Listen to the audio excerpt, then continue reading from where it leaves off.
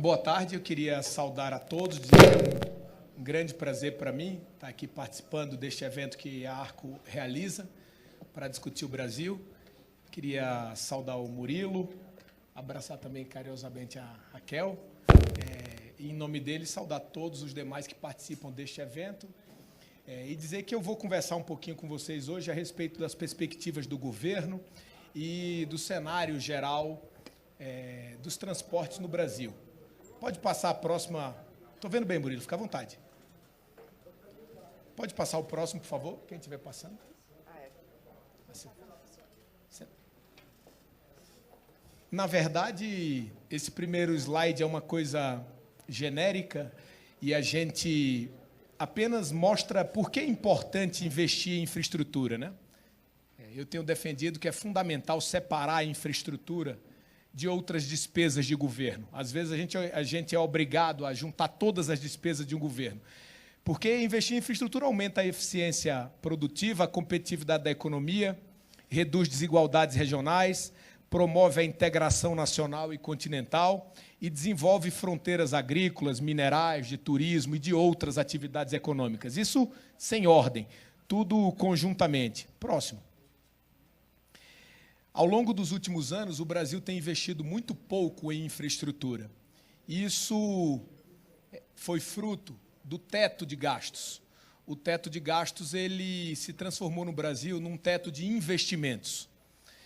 Quando o teto de gastos foi criado, lá em 2016, ele tinha alguma lógica. O Brasil estava vivendo um momento econômico muito difícil e precisava ancorar expectativas e talvez precisasse de uma medida naquele momento até mais robusta, mais forte, do que o país poderia suportar.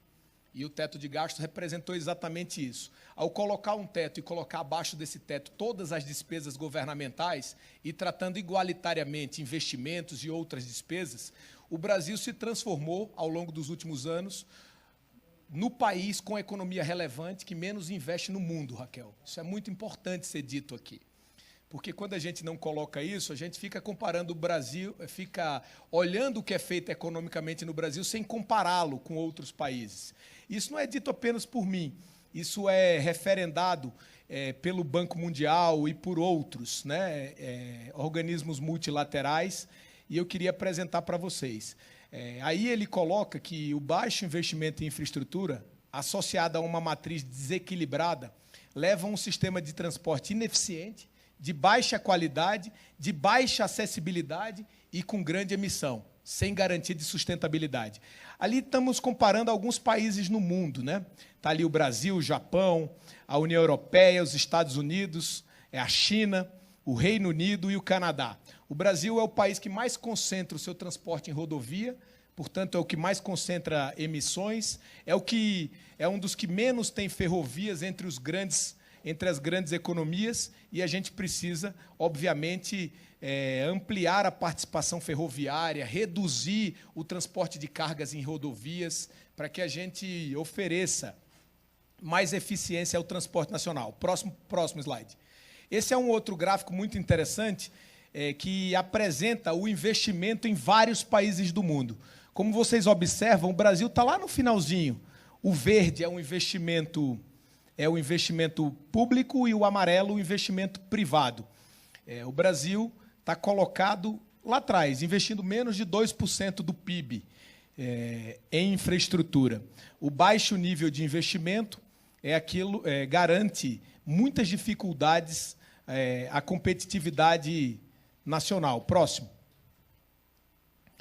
O Brasil está entre as nações, esse é um dado muito relevante, menos competitivas do mundo.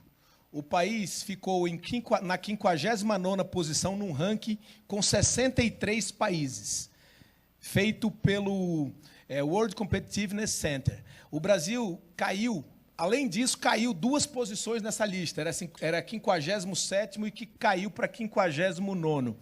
E isso dá uma dimensão do nosso desafio, e dá uma dimensão que investir pouco não garante competitividade ao país. Quem investe pouco ocupa essa posição. Para que vocês tenham uma noção, desde logo, de uma comparação internacional, a União Europeia está garantindo agora 30 bi de euros para a Espanha investir para modernizar o turismo e a acessibilidade no país. A Índia vai investir só em ferrovia 33 milhões de dólares esse ano. Isso dá bilhões de dólares. Isso dá 150 bilhões de reais. 150 bilhões de reais. Próximo, por favor. Esse é o gráfico de investimento do Brasil ao longo dos últimos anos. Numa linha que coloca 2013 até 2022. Como vocês podem observar, o azul nessa tabela é o investimento público e o vermelho privado. Em 2014, nós tivemos o ápice de investimento no Brasil em somatório de público e privado. Não representa tanto para o cidadão se o investimento é público ou privado. O que importa mesmo é o agregado. É quanto o país investe a fim de modernizar a sua economia. Mas esse quadro tem um outro dado muito relevante, que de 2013 até 2003, melhor dizendo, até 2014, ininterruptamente, o Brasil ampliou o investimento. Ampliou o investimento em diferentes governos. De 2015, 14, 15 para cá, o investimento caiu drasticamente e vem tendo um comportamento errático sem conseguir se recuperar de maneira consistente.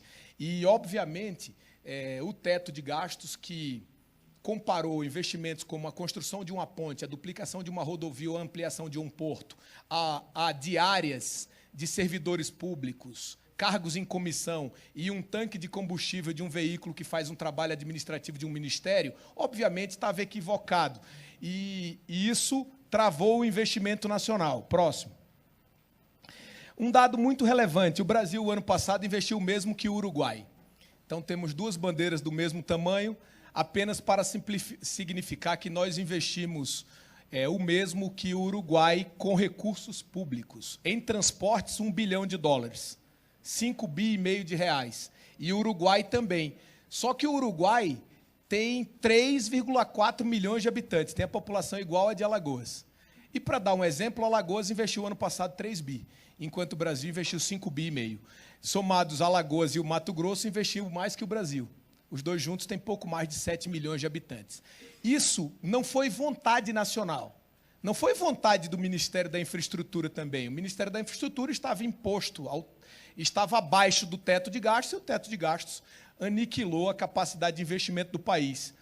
Um país do tamanho do Brasil, eu disse recentemente que viu, Raquel, que o presidente Lula foi visitar o Uruguai e, depois de algumas viagens, ele foi recebido lá no Uruguai pelo presidente Lacalle Pou. E logo quando o Lula botou os pés no Uruguai, o presidente Lacalle Pou falou: presidente Lula, o Brasil prometeu aqui construir uma ponte ligando aqui o Uruguai ao Brasil, fortalecendo a nossa integração, o comércio no Mercosul. E isso era uma contrapartida, porque o Uruguai se ressente muito da entrada dele no Mercosul, porque ele é bem pequeno em população, e ao se abrir comercialmente para o Brasil, no Mercosul, é como se ele tivesse aberto ao mundo. Ele se ressente disso, ele tem que competir em igualdade de condições com as empresas brasileiras, que obviamente têm um mercado consumidor bem diferente do mercado uruguaio. Então, para repor um pouco isso, o Brasil, como líder da América do Sul, faria essa ponte, construiria essa ponte. Uma obra de 400 milhões de reais, aproximadamente. E aí o presidente veio, determinou que a gente fizesse, nós estamos tocando, temos um prazo aí de 60 dias para publicar a nova licitação, e nós vamos cumpri-lo, mas eu, conversando com o presidente, com as pessoas, eu falei assim: olha, presidente, pelo nível de investimento, na verdade, a gente é que devia pedir essa ponte ao Uruguai, porque eles estão relativamente investindo muito mais que a gente, e dando um bom exemplo na nossa região, que demonstra que não tem nenhum sentido o que a gente está fazendo com o Brasil.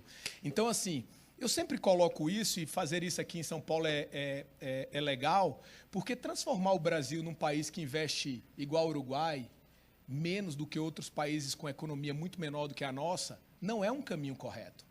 A gente precisa construir um caminho que permita que o endividamento tenha previsibilidade, diminua com relação ao PIB, mas isso não pode tratar todas as despesas do governo da mesma maneira. Essa semana eu dei uma entrevista, Raquel, à Folha de São Paulo, e falei assim, olha, o cidadão, ele impõe restrições ao seu gasto.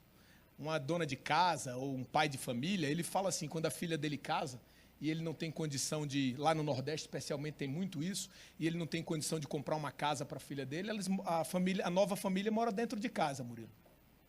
Isso ocorre muito. Muitas residências no Nordeste do Brasil, e num país como o Brasil, tão diverso, as pessoas moram 2 famílias, até 3, dentro do próprio teto. E ali, como é que o pai e a mãe daquela família se organizam? Eles economizam energia, eles gastam menos água, eles evitam sair ao final de semana, não fazem festa. E o dinheirinho que sobra, Murilo, eu digo isso porque conheço, a mãe compra um milheiro de tijolo, como a gente diz por lá, 4 ou 5 sacos de cimento, começa a construir uma sapata, e dali a pouco ela faz um quarto adicional para a filha deixar de dormir na sala. O que significa isso? Ela corta a despesa, mas ela não corta o investimento. Porque se cortar o investimento, nunca aquela casa vai ter um cômodo a mais para acomodar a filha. Ou ela nunca vai conseguir construir uma casa em outro local. O que o Brasil fez foi tratar todas as despesas de maneira igualitária. E isso transformou o ministro Paulo Guedes num ministro que se indispôs com quase todo o governo. Todo o governo anterior tinha péssima relação com o ministro Paulo Guedes, porque ele tratava todas as despesas de maneira igualitária. E é óbvio que o gasto, como é colocado, de um governo, ele tem que ser sempre avaliado, mas a gente precisa segregar o investimento do gasto. Próximo, por favor. Isso aí é um outro quadro que mostra o seguinte, esse ICM Brasil é um índice que mede a qualidade das nossas rodovias do DENIT. Caiu o investimento, imediatamente cai a qualidade das rodovias. Caíram de 62% para 52% em bom, e subiu ruim e péssimo de 5 mais 7, 12 para 22, eu não estou vendo direito, mas para mais de 20, dobrou a qualidade, o ruim. Esse é um dado interno do DENIT, mas quando o dado é o da CNT, que é um dado independente, eles consideram as nossas rodovias em 66% como ruins, péssimas ou com algum problema, Murilo. E a magnitude diferente, mas os 2 quadros demonstram a piora das nossas rodovias ao longo dos últimos anos. O outro quadro de lá, daquelas tabelas, essas colunas, melhor dizendo, é o investimento do Ministério dos Transportes no tempo. 2012, o Ministério dos Transportes, Marcelo, teve 45 bilhões de investimento a preços de hoje. Veja a diferença. Em 2013 caiu para 29, 2014 caiu, 15 caiu, 16 caiu muito. Em 17 teve um leve soluço e depois em 18 voltou a cair, 19 caiu também, 20 teve um crescimentozinho muito leve, 21 caiu, 22 o investimento público ia ser ali de 7,7 bilhões, incluindo portos e aeroportos. Não era no antigo Ministério da Infraestrutura. Se colocar só transporte, sai da 5,5 bi, que é aquele dado que eu falei do investimento do Uruguai. O amarelinho ali é a PEC da transição. A PEC da transição, ela adicionou ao investimento de 2023 e de 2022 também, elevando um pouquinho.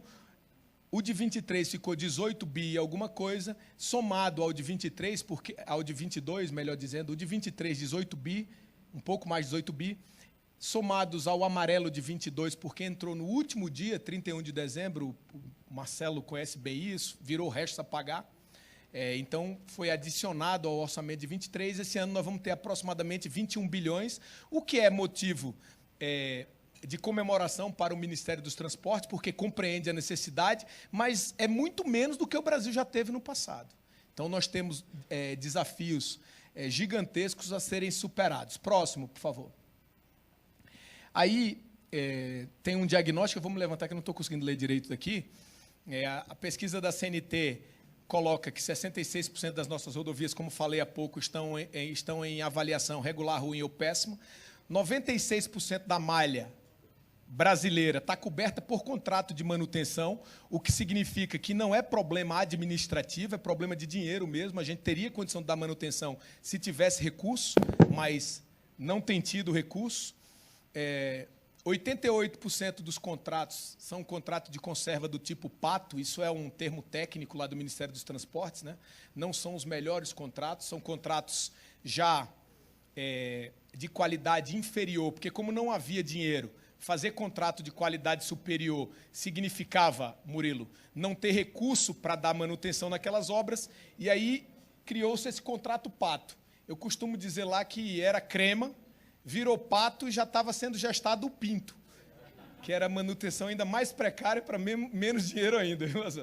Mas aí a gente, agora, nós esperamos até o final do ano a gente elevar os contratos crema, que é um contrato de manutenção por desempenho da rodovia, produzido pelo governo federal em parceria com o Banco Mundial, referência no mundo, levá-los para 40% da cobertura da nossa malha, o que vai melhorar bastante.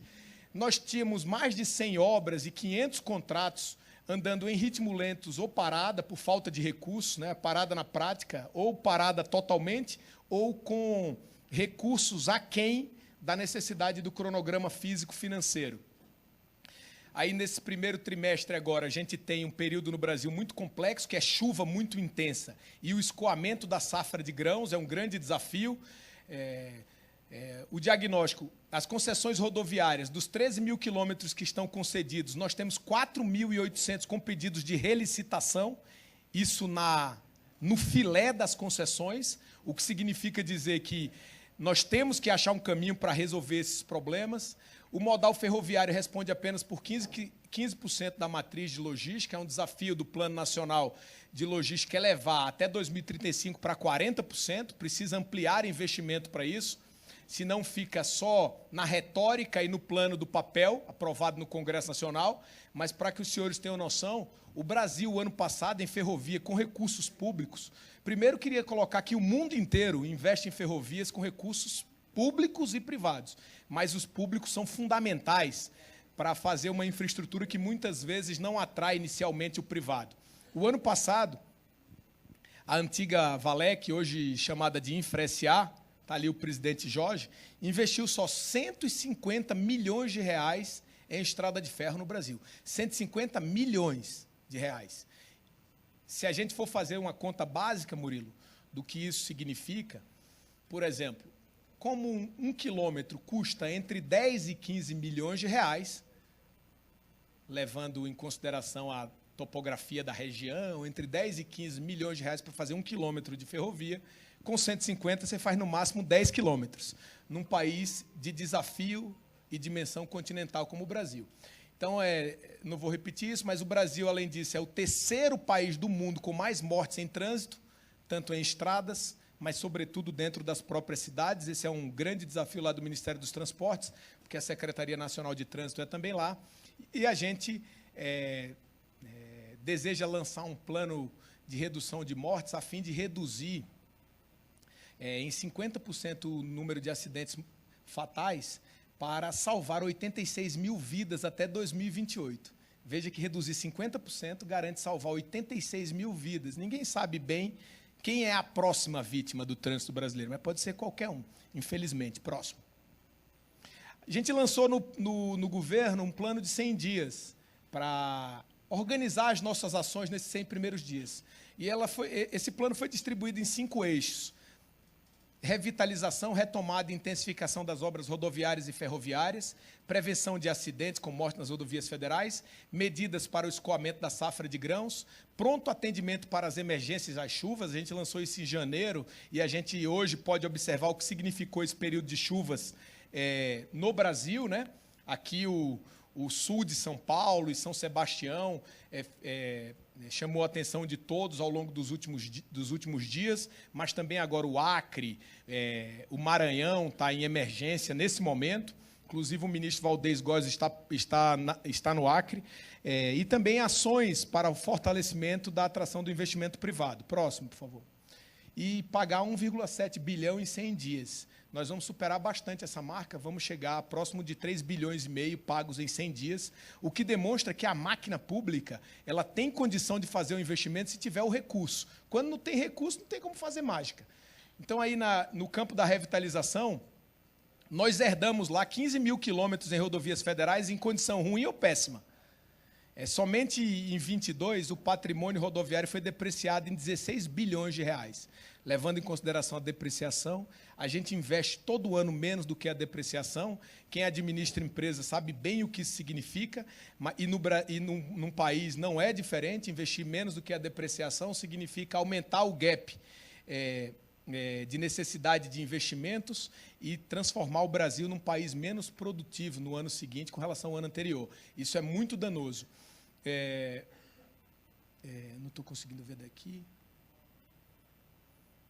O orçamento disponível para manutenção em 22 é de 8,8 bi. A aplicação dos recursos, nós realizamos um fórum de desempenho no DENIT, priorizamos os eixos de desenvolvimento regional e temos metas para reverter a piora da malha rodoviária observada nos últimos anos e recuperar todos os segmentos ruins, que são considerados ruins ou péssimos, em 2 anos. É uma meta muito arrojada. Se a gente conseguir fazer isso, vai ser um grande avanço para o país próximo. Então, nós estruturamos também, temos muitas entregas ao longo de 100 dias. Outro dado muito relevante é que, como o ano passado investiu 5,5 bi, e esse ano nós vamos investir em transportes 22 bi, significa que esse ano nós vamos investir mais do que os últimos 4 anos no Brasil, Murilo. Isso é bem significativo, porque às vezes a imprensa coloca o investimento nacional ainda está travado. Isso não é verdade. Esse ano nós vamos investir 4 vezes mais do que o ano passado.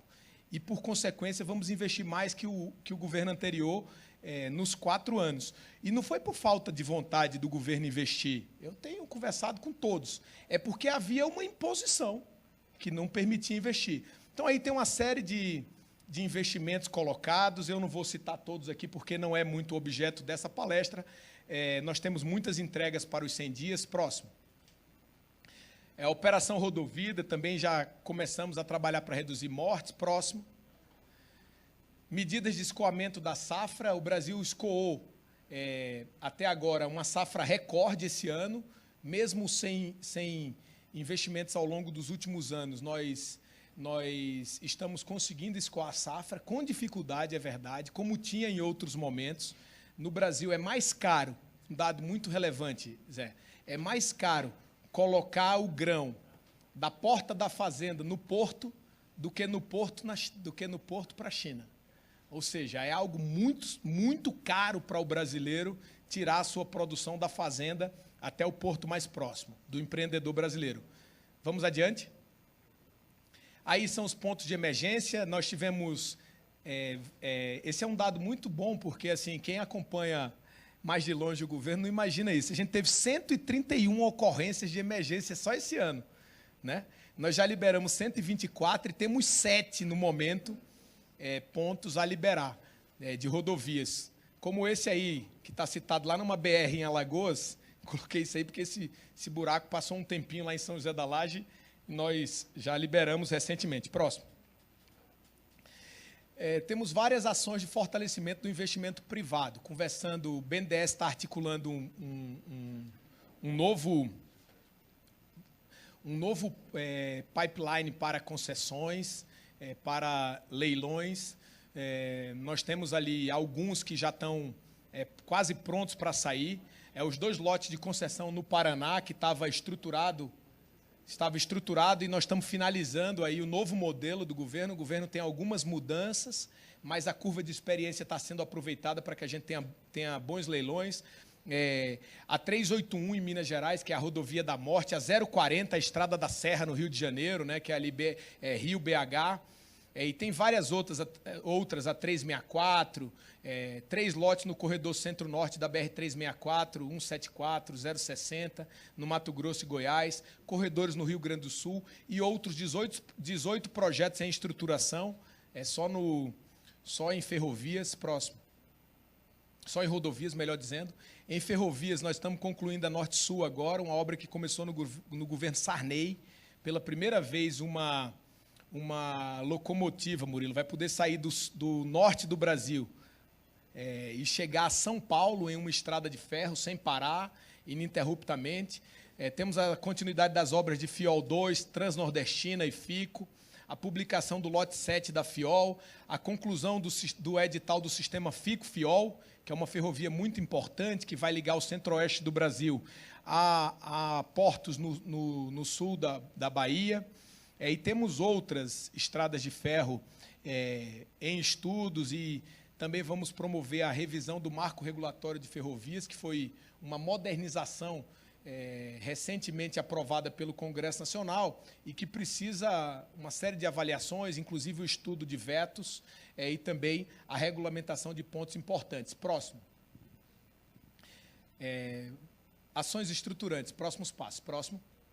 Nós temos uma série de obras estruturantes, não é muito objeto, essa foi uma apresentação que eu fiz no Senado Federal recentemente, com muitas obras. O Brasil tem cerca de 800 obras que estão disponibilizadas ao PAC para ser eleitas e entrar no novo programa de investimentos do governo, obras em todas as regiões, algumas mais novas, outras mais antigas, algumas com desafios ambientais, outras que andavam fora do cronograma físico-financeiro, como falei. Próximo. E nós temos aí como próximos passos, para eu poder fazer uma discussão aqui com o Murilo e com o Raquel, mais atrativa para vocês, nós estamos apoiando a reforma tributária e o novo arcabouço fiscal para assegurar os recursos necessários para o desenvolvimento da infraestrutura. É fundamental que o Brasil, por meio de um novo arcabouço fiscal que ancore expectativas, garanta condição para o país voltar a investir. Eu acho que, depois dessa experiência do teto de gastos, mesmo aqueles defensores de contenção de despesa máxima não querem, nesse atual momento, conter o investimento nacional, manter o Brasil investindo igual ao Uruguai e esperar que a gente tenha uma infraestrutura adequada às necessidades da economia brasileira, que é uma das maiores economias do mundo, entretanto, convive com um país menos competitivo do planeta. Acho que isso é uma incongruência muito clara, que a gente observa claramente, e o novo teto de gastos precisa assegurar ao país previsibilidade e sustentabilidade fiscal e condição de investir. A reversão da trajetória da piora da malha rodoviária, que tem ocorrido nos últimos anos, a gente precisa parar de piorar, e esse ano vai ser o ano de inflexão. Nós vamos voltar a melhorar a nossa malha rodoviária, retomar, intensificar e concluir obras inacabadas. O Brasil virou um canteiro de obras inacabadas ao longo dos últimos anos. A gente tem mais de 14 mil obras inacabadas em todos os ministérios, principalmente nos ministérios das áreas sociais, na saúde, na educação. Então, obras de postos de saúde, de creches, de escolas, de universidades, de institutos federais, mas também de pontes, de rodovias, de estradas inacabadas. Isso é uma coisa que não tem nenhum sentido. Eu tenho conversado muito dentro do governo para a gente, inclusive, criar as condições regulatórias para resolver algumas obras que involuíram, porque imaginem os senhores, o sujeito vai construir uma creche no município qualquer. Como o governo federal não passa os recursos, a creche chegou ali a 70% de obras prontas. Passa 4 anos parada, aquela obra involui de 70 para 50, para 40, sofre depreciação, sofre furto, e depois essa obra nunca mais consegue andar novamente, Raquel. Por quê? Porque tem aquele gap ali de 30% entre o que tinha sido executado e o ponto que está hoje. O prefeito já pagou, não tem mais dinheiro e não tem como resolver. E a obra não pode ficar parada, porque aí o Brasil perde os 70 que colocou. É muito melhor encontrar um mecanismo para terminar essas obras do que deixá-las lá atrapalhando o desenvolvimento nacional. Estabelecer, a partir de um novo Plano Nacional de Logística, a carteira de projetos para execução futura. Eu acho que essa é uma parte muito importante aqui. Ah, tá bom, Renan, vamos garantir condição para o Brasil investir. Mas investir em quê? Tem que ficar muito claro o que é isso, para que a gente possa tirar alguma quantidade de recursos para fazer investimento, ampliar concessões, efetivar parcerias público-privadas, prorrogações antecipadas, primando pela vantajosidade e dialogando verdadeiramente qual é essa vantajosidade para o país. Eu tenho discutido muito isso, sobre as renovações ferroviárias e outras coisas, porque são ativos muito valiosos para o país e precisam, nessas renovações, se estabelecer um projeto nacional, por exemplo, no âmbito ferroviário, para que as empresas colaborem também. Isso é um tema muito importante no Ministério, nós estamos discutindo dentro do governo. Fortalecer e capacitar o corpo técnico do Ministério, reforçar o papel da Infra-SA, aprofundar o diálogo com órgãos de controle no sentido de repactuar contratos de concessão desequilibrados e viabilizar novos investimentos em concessões existentes. Esse também é um ponto importante. Aperfeiçoar os normativos referentes ao marco de ferrovias e licenciamento ambiental. São 2 temas que estão em discussão no Congresso Nacional e precisam avançar, né? O Brasil ele precisa ter uma agenda de sustentabilidade ambiental, obviamente, e precisa definir quais são as obras necessárias para o desenvolvimento do país, implementar obras de segurança viária, programa de terceiras faixas, eliminação de pontos críticos e implantação de áreas de escape. É também uma agenda de modernização da nossa malha rodoviária e implantar a agenda do Senatran, com ações de desburocratização, simplificação de procedimento. Próximo. Finalizo aí uma sintética apresentação, Murilo, para que a gente possa conversar um pouquinho, eu, você e Raquel, mas, ao finalizar, eu queria colocar só mais uma coisa antes de passar aqui a discussão, que essa semana o ministro Haddad, numa peregrinação muito grande, deve aí apresentar ao Brasil o novo arcabouço fiscal. Eu acho que esse é o momento em que, com muita maturidade, a gente precisa discutir um caminho de sustentação para a nossa dívida e garantir também investimentos para o país. Eu, sinceramente, não acho que essa escolha é uma escolha de Sofia, que a gente deve escolher uma coisa ou outra. Não é assim que as pessoas fazem, não é assim que as empresas fazem, e o país, portanto, não pode fazer assim. A gente não pode escolher investir, por um lado, sem sustentabilidade fiscal, e, por outro, a gente não pode escolher a sustentabilidade fiscal em detrimento do investimento. Se fosse escolha de Sofia, eu próprio atrofiaria as minhas mãos e diria que a gente precisa manter a sustentabilidade do país. Porque um país sem sustentabilidade, obrigatoriamente, há de viver com inflação alta e com taxa de juro altíssima, tentando conter a inflação. Mas eu entendo que não é escolha de Sofia, e que essa tarefa sofisticada está na mão do ministro Haddad e que ele está com uma boa equipe enfrentando o caminho de encontrar para o Brasil possibilidades para que a gente garanta sustentação fiscal e também capacidade de investimento para o país, a fim de tentarmos encontrar saída para alguns desses problemas que apresentei aqui. Muito obrigado.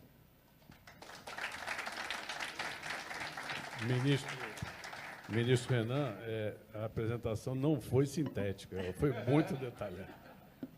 Então, Raquel, começa você. Nós não temos muito tempo, né? Acho que a gente tem mais uns 15 minutos. Porque o ministro Silveira já chegou também, então vamos, ainda mais... O ministro Renan disse tudo, né? Não, mas vamos lá, tem perguntas. O senhor defendeu bastante a questão do arcabouço, mas falou que, nos últimos anos, o Brasil tem investido pouco em infraestrutura de transporte, enfim, por conta do teto de gastos. Mas como é que o novo marco não pode impactar? O senhor tem um orçamento em um ano correspondente ao orçamento dos últimos 4 anos da gestão anterior. O senhor não teme que esse novo marco traga algum impacto, ou as pastas estão em conversa justamente para alinhar essas questões? O senhor está otimista sobre isso, pelo que... Não, eu acho que eu não conheço ainda o detalhe dos marcos. Eu tenho colocado para o ministro Haddad essa necessidade, o presidente Lula também tem colocado publicamente, mas, pelo que eu tenho conversado e tenho visto, eu acredito que o marco vai garantir algum investimento, né, com sustentação fiscal.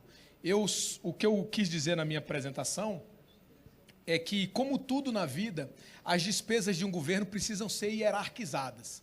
E tem aquelas que a gente pode cortar e o governo e o país nada sente, e aquelas que, se a gente cortar, o país sente muito. E eu acho que o país sente muito se a gente cortar completamente investimento. É o que aconteceu ao longo dos últimos anos. Eu não vejo sentido a gente investir igual ao Uruguai ou investir menos do que Alagoas e o Mato Grosso somados. Se isso ocorrer, Murilo, o modelo está ruim para o país. Sendo ministro ou não, eu já falava isso antes de ser ministro. Quando eu fui governador de Alagoas, Alagoas era um estado que entre os que menos investia no Brasil. E nós transformamos o estado no estado que mais investe seus próprios recursos no país. Isso fez a população sentir imediatamente que investir mais significa reduzir violência. Investir mais significa ter rodovia melhor. Investir mais significa ter novos hospitais na capital e no interior para atender as pessoas mais próximas da sua casa. Eu acho que o mesmo significa investir mais no Brasil. Precisamos eleger quais são os investimentos prioritários, mas o país não pode escolher investir igual ao Uruguai. Eu acho que, se escolher isso, tem que escolher também sabendo que não terá infraestrutura. Não pode ficar aquela conversa assim, não, vamos investir bem pouquinho e vamos exigir que o governo entregue rodovia boa, porque isso não é possível. Infelizmente, isso não é possível. Ministro, nós temos aqui a presença do Marcelo Sampaio, que foi ministro, fez um brilhante trabalho, então fico feliz de saber que a área de infraestrutura continua em boas mãos. Como o senhor vê a sua experiência em Alagoas, que foi fiscalmente muito... Aliás, em 3 áreas o senhor se destacou como governador de Alagoas. O primeiro, a área de segurança pública. Maceió era considerada uma das capitais mais violentas do mundo. A outra foi a questão fiscal, tanto é que eu me lembro que, quando foi negociado um perdão da dívida dos estados, Alagoas não entrou no programa porque não devia, não estava em atraso. E a terceira, na questão das estradas. Como o senhor disse aqui, Alagoas foi o estado que mais investiu em estradas. Como o senhor vê essas 3 experiências frente ao seu desafio hoje de entregar rodovias num ambiente fiscal complexo, né, e a participação do setor privado? O senhor também fez a privatização do serviço de saneamento de Alagoas, que foi o primeiro grande programa de concessões de saneamento do Brasil, foi o de Alagoas. Como o senhor vê, então, o papel da iniciativa privada nessas áreas que eu mencionei, e frente à sua experiência em Alagoas? Olha, eu queria dizer que eu conheço bem o Marcelo, até fiz alguns elogios à atuação dele no dia que tomei posse, e ele sabe bem, teve muitos conflitos com a área econômica do governo para tentar investir mais, sabe a necessidade que o país tem. O Marcelo é um cara de carreira da área de infraestrutura e está agora na iniciativa privada, mas isso que eu apresentei aqui tem unanimidade de servidores dentro do Ministério. Não tem um servidor só que ache que o Ministério estava investindo, Murilo, era razoável. E certamente o Marcelo também não acha isso. E os dados dessa apresentação comprovam. Mas, assim, lá em Alagoas, o Estado não tinha dinheiro para nada. Eu costumava dizer, Murilo, que para pintar uma escola, o governador ia a Brasília para pedir uma lata de tinta. Era mais ou menos isso. E nós fizemos um ajuste fiscal muito relevante no país. Está ali o Jorge Santoro, que foi secretário da Fazenda, e hoje é secretário executivo do Ministério dos Transportes. Teve um trabalho muito relevante. Isso tirou Alagoas de uma posição, né, de avaliação de risco pelo Tesouro Nacional de D, que era a pior avaliação, para a melhor avaliação entre os estados em determinado momento, e hoje tem alguns estados com A e a gente tem nota B, somente porque a gente tem um endividamento em queda abrupta. O endividamento alagoano com a União foi o endividamento que mais caiu no Brasil. A gente chegou a ter 172% da nossa receita comprometida com dívida com a União, e reduzimos isso para 50 pontos da receita. A gente hoje deve 50% contra 172% que devia antes. E mais investimento significou redução de violência. O Estado foi o estado que mais reduziu violência na década de 10 a 20 no Brasil, entre todos os estados. Também nós garantimos a melhoria das rodovias estaduais. São Paulo sempre teve, pela avaliação da CNT, da Confederação Nacional dos Transportes, as melhores rodovias do Brasil. Só foi ultrapassado uma vez por um estado, que foi Alagoas, em 2020 e 2021. E, infelizmente, em 2022, agora, Raquel, o São Paulo recuperou o primeiro lugar e nós ficamos em segundo, porque o estado voltou a ter uma capacidade de investimento grande, São Paulo voltou a ter a melhor malha rodoviária do Brasil, Alagoas caiu para segundo. E também o papel da iniciativa privada na infraestrutura, Murilo, é fundamental, porque, como eu mostrei naquele gráfico e disse aqui, não importa para o cidadão se o investimento é público ou privado. O sujeito que roda por uma rodovia, ele quer a rodovia boa, seja do setor produtivo ou seja o cidadão comum. O que importa para o país é o somatório dos dois. Então, atrair o capital privado é fundamental. Eu sou daqueles que acreditam que o privado não vai quando não tem público. Precisa ter um somatório dos dois. Só privado não vai. E só público também não funciona porque o governo não tem dinheiro. Então, a gente precisa somar os esforços dos dois. E com relação à concessão do saneamento em Alagoas, foi muito importante a concessão do saneamento. Alagoas fez o maior leilão, fez o primeiro leilão, na verdade, do novo marco legal do saneamento na Bolsa de Valores aqui de São Paulo. Né? Nós levantamos um CAPEX de 10 bilhões de reais e também ainda recebemos uma outorga de 5 bilhões de reais, o que ajudou muito o Estado a investir. Isso está modernizando a nossa infraestrutura e, para um Estado turístico como o nosso, tem uma externalidade super positiva, garantir saneamento básico para além das necessidades da saúde e da melhoria da qualidade de vida da nossa população. Então, eu acho que o Brasil precisa seguir um caminho semelhante, precisa fortalecer a capacidade de investimento. No âmbito nacional, nós precisamos fazer isso com sustentabilidade fiscal. E eu disse aqui, se fosse escolha de Sofia, ainda ia escolher sustentabilidade, em detrimento das necessidades da infraestrutura. Mas todo mundo precisa saber que, se a escolha única for essa, também não vai levar um país competitivo, não vai levar ganhos de infraestrutura. Ministro, na gestão passada tinha um modelo diferente de privatização, de ativos de transporte. Como é que a gestão atual vai lidar com essas concessões? O que muda? É uma mudança muito abrupta? O que o senhor pode trazer para a gente a respeito disso? Não, a gestão anterior, ela observou a curva de aprendizagem. O Brasil é uma criança em concessão. Uma criança. A gente começou a conceder a nossa infraestrutura no final da década de 90. Final da década de 90. Então, houve erros e acertos, mas há uma curva de experiência. E nós estamos aproveitando as boas experiências para garantir, ao mesmo tempo, investimento, segurança no investimento, que isso é o fundamental. A entrada do privado precisa garantir investimento e precisa garantir modicidade tarifária. Dentro das possibilidades, dentro dos investimentos eleitos a serem realizados, a gente precisa cobrar a menor tarifa possível. Isso é o que faz a iniciativa privada. O que a iniciativa privada faz ao desenvolver um novo produto? Ela estabelece uma taxa interna de retorno e estabelece o preço. Ela leva o preço ao mercado. E o preço ao mercado, ele entra em competição com os seus concorrentes. E o mesmo governo precisa garantir. Agora, precisa garantir que haja algum nível de concorrência. Nos últimos leilões do Brasil, Murilo, a gente teve um nível de concorrência muito baixo. E a gente precisa trabalhar para ampliar a concorrência. Por quê? Porque concorrência é pressuposto de leilão disputado. A gente defende a livre iniciativa e o livre mercado. Mas não tem livre iniciativa e livre mercado com um leilão levado, com um bem levado a leilão com um concorrente só. Então, isso aconteceu muito anteriormente. Por exemplo, aqui a última concessão mesmo da Dutra teve 2 concorrentes, e as últimas concessões todas tiveram um concorrente só, a Dutra, melhor dizendo.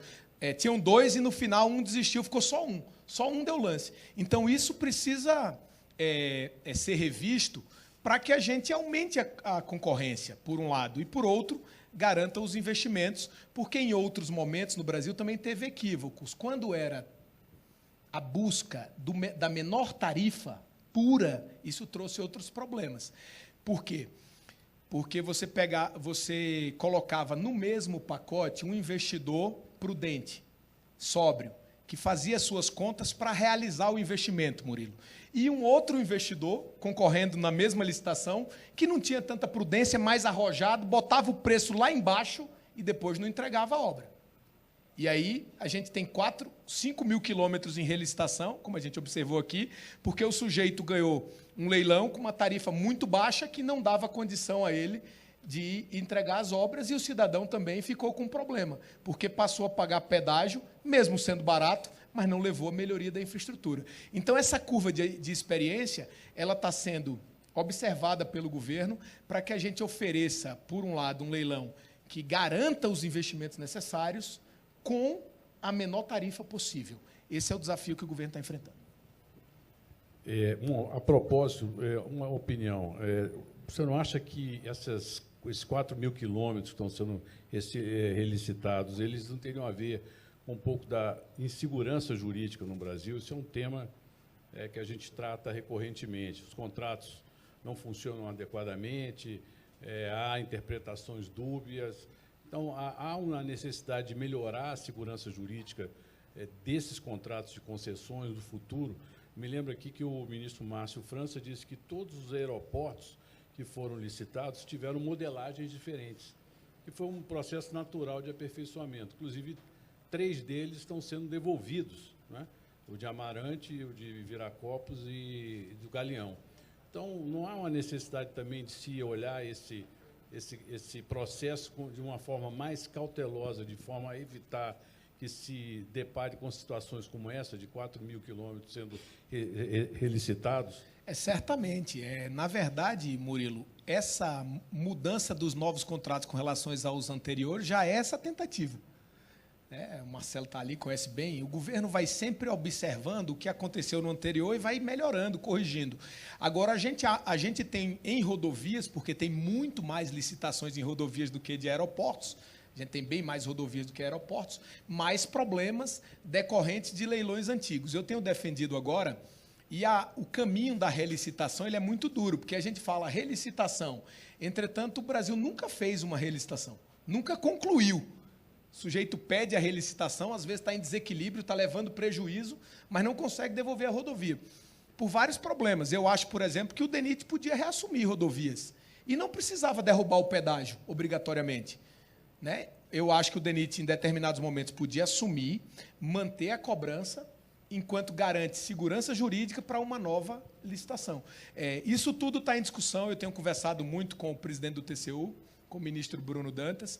Nós estamos tentando estruturar um caminho para a gente ou agilizar as relicitações ou uma via alternativa que permita soluções engenhosas para esses 4.800 quilômetros. Porque, obviamente, os maiores investimentos possíveis no Brasil estão aí, e não nas novas áreas a serem licitadas. Porque, marginalmente, como gostam de dizer os economistas, a próxima licitação sempre tem uma rentabilidade marginal menor do que a anterior. Porque você imagina que você olha para o Brasil, assim, você escolhe essa, primeira licitação, você escolhe a mais rentável. Depois você vai licitando, então a rentabilidade marginal ela é sempre inferior. Portanto, a gente precisa olhar as que já foram licitadas, porque ali estão boa parte dos investimentos possíveis para o país. Raquel, faço a última pergunta e vamos encerrar. Eu queria te ouvir sobre o modelo de ferrovias. O senhor deu uma entrevista, acho que foi no fim de semana, ou na sexta, dizendo sobre o trem-bala, a ligação entre Rio e São Paulo, que seria um grande desejo, mas que não acredita ser possível agora. Por quê e como é que está esse modelo atual das ferrovias? Raquel, só acrescentando isso. A propósito, uma vez eu conversava com o ministro Jobim, Nelson Jobim, sobre esse tema, né? E aí ele disse, eu falei, e aí o trem-bala? Eu falei, eu não acredito que vai sair o trem-bala. Então, essa descrença no trem-bala já vem desde a época, já quase uma década 50 bilhões, atrás, né? Eu disse que torço pelo trem-bala, sabe, Marcelo? O sujeito perguntou, e o trem-bala? Eu torço, né? Porque esse novo marco ferroviário que nós falamos, ele tem as autorizações ferroviárias. As autorizações ferroviárias, o próprio nome diz, o governo autoriza e o privado, em livre iniciativa, estrutura o projeto, garante licença ambiental, tem 3 anos para demonstrar isso ao governo e toca a própria obra. E aí foi lá um investidor interessado em construir o trem-bala. Muito bom para o país. Se ele fizer esse trem-bala, é espetacular. Da mesma maneira que construir outros empreendimentos, um hotel, uma padaria, um supermercado, é sempre bom para o país, o trem-bala especialmente. Só que vale dizer que o trem-bala custa aproximadamente 50 bilhões de reais e que o Brasil investiu ano passado, só rememorando, 5,5 bi em transportes. Então, um país que investe 5,5 bi não pode propriamente liderar a construção do trem-bala. Lá atrás, quando o trem-bala estava na agenda nacional, diga-se de passagem, este país tinha capacidade de executá-lo. Porque a gente observou ali que em 2012 o país investiu 45 bilhões. Em 2013, o Brasil investiu 30 bilhões. E se a gente voltar a investir isso, é óbvio que o cidadão brasileiro acha que São Paulo e Rio de Janeiro, duas capitais referência para a humanidade, deveriam ser ligadas por uma estrada de ferro de alta velocidade, como está sendo ligada a Índia inteira, a China toda. E a gente precisa enfrentar o desafio de ligar o Brasil. Não podia começar com um trem de média velocidade, pelo menos? O não trem porque, pirulito, né? Não, então, porque essa seara, sabe, Murilo, só para completar aqui, essa seara não tem meio termo. Ou a gente tem trem de transporte de carga, que aí tem velocidade própria de 80 quilômetros, ou então trem rápido que concorre com avião. Não tem trem médio que não concorre com avião, porque ele não tem rentabilidade planetária. Porque o carro ele é muito eficiente e ele é relativamente barato. O sujeito vai de van, vai de ônibus, vai de carro. Agora, um trem de alta velocidade, ele supre a necessidade do cidadão, porque o sujeito não precisa pegar uma ponte aérea, é mais barato e quase tão rápido quanto o avião. De repente, pela burocracia que é voar de avião, pela própria nuance, né? Um é voando, o outro é no chão, então isso é mais burocrático, o sujeito tem que vistoriar todo mundo, a bagagem. É por isso que o trem é competitivo. Mas no mundo inteiro só se constrói trem-bala, trem rápido, com recurso público. O Estado tem que entrar. Não é fácil trem-bala ficar de pé greenfield. Isso a humanidade conhece. Eu torço para que o trem de alta velocidade Rio-São Paulo ande nesse modelo de autorização, mas sou cético, como era o ministro Jobim.